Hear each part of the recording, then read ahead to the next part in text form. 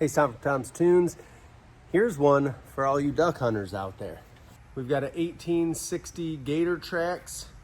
It's a big flat bottom. It's got a 50 horse mud motor on it. A friend of mine said, hey, I got a couple things I need updated to make this boat better, safer, etc. for him using it on his own for trapping and duck hunting. So here's what we're doing to it.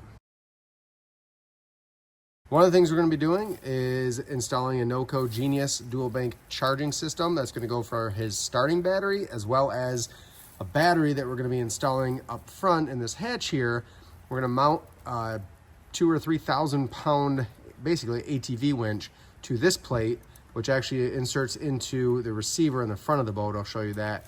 But we're going to go ahead and mount the winch to the plate, run the battery down in here. So we'll probably have to do some sort of tray, level it out a little bit, maybe a little welding. We'll see what it needs.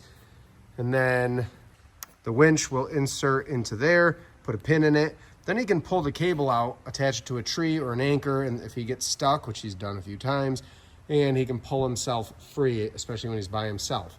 The other thing we're going to do, I'm going to do it first, is we're going to make a spud system. I guess it's an option on new boats, but we're going to go ahead and we're going to run tube through the hole, cut a hole here, cut a hole out the bottom. We'll run that through, welded and flush on the top and the bottom, and that will allow for a rod, thicker walled tube, to go down through and be a spud in the mud. That rhymes. And then I got to do something similar on the back of the boat. That one won't run through the hole. That'll just be on the back side so we can get them all anchored in.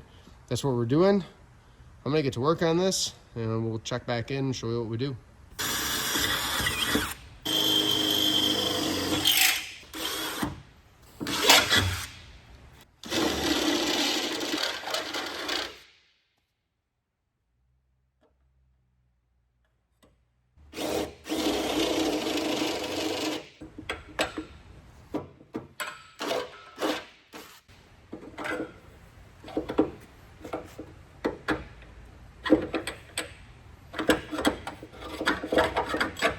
There we go. Got a little extra gap to fill. That's not a big deal whatsoever. I kind of like that, having a little bit of space in there. But what we'll do is I got to clean off all this paint. I'll tape it off, and that way when I wire brush it off, it'll be nice and clean around there. So that way when I lay the weld in, there won't be so much unpainted, scratched up, beat up surface. And then he can tape it off and paint it in with the olive drab or whatever he chooses to kind of just blend everything back in, get rid of the shiny. Bottom side, basically same thing. We'll clean back. He's got a Teflon bottom they put on this to make it a little more slippery. So I'll tape that off. I will do my best to just clean up only what I need. Give myself a good ½ inch because there's going to be some cleaning action. I don't want to pull that Teflon or the paint into my weld. So that's what I'm going to clean up, but I like to tape that off so I can make it a little cleaner when it's finished and it doesn't look like somebody just hacked at the paint and the Teflon and beat it all up. So that's cut through. I'm going to get to clean and welding it.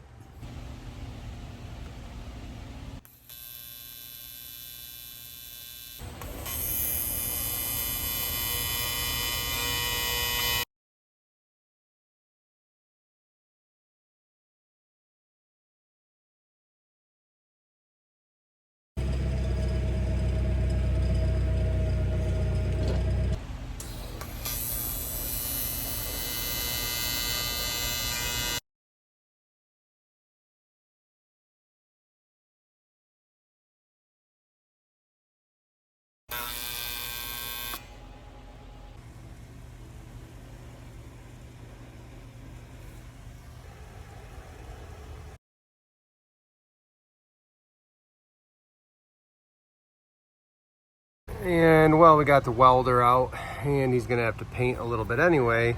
Let's get this crack fixed here. What I'm gonna do is just clean up all the paint off there the best I can. This crack extends a ways, I'm sure. But what I'm gonna do is just run a new bead down, continuous flow through, cover up a little extra here, and that should take care of it for the long haul. If you ask me, it just looks like they didn't finish this weld down It ended it here, and that allowed this one to just open up. But it's the gunnel, and we want to make sure we take care of that. You know, everybody's got their opinions on what boat brands have the best welds. I haven't found one yet that doesn't have some cracked welds on it. So it's just abuse. 15-year-old boat, 16-year-old boat. It's gonna happen, who knows? But let's fix it while we're in it.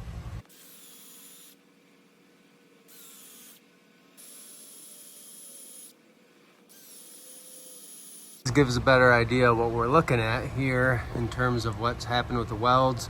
I'm gonna go ahead and finish this. We'll fill this, run it down, blend it into the base metal here, and then take it right across through the crack.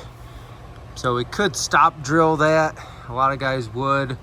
It's never a bad idea, just to make sure it's not, but since it's in the weld pool, not in the surface material, we're gonna just remelt it in there, add some reinforcement, and I bet you by getting it corrected here, this thing will never crack again.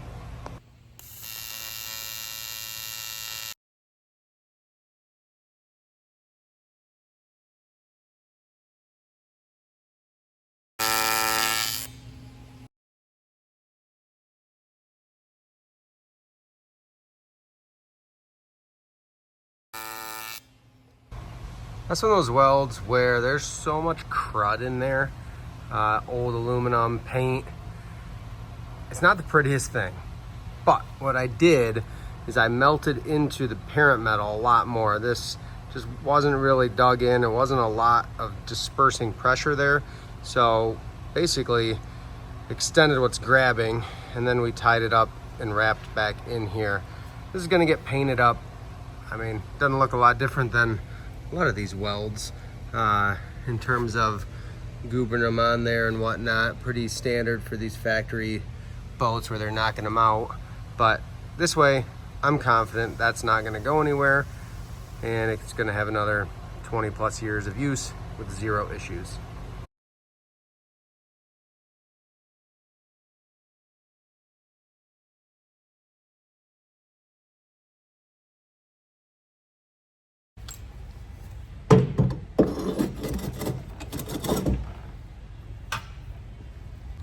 I got the front part of this project wrapped up, front part of the boat anyway. So this is that plate that goes into the receiver. You'll have to pull this out of the front hatch over here, get stuck, slide that on in. Just gonna quick plug in here. So a quick release plug runs through down to the battery. Show you that in a second. But with this, we can disengage the clutch here. So pull that out completely.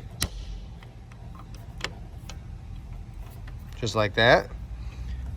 And then I can free spool it, pull that wire right out. Then when it's time to pull the boat, we just re-engage our clutch here, and either from right here or from anywhere. Pretty darn slick.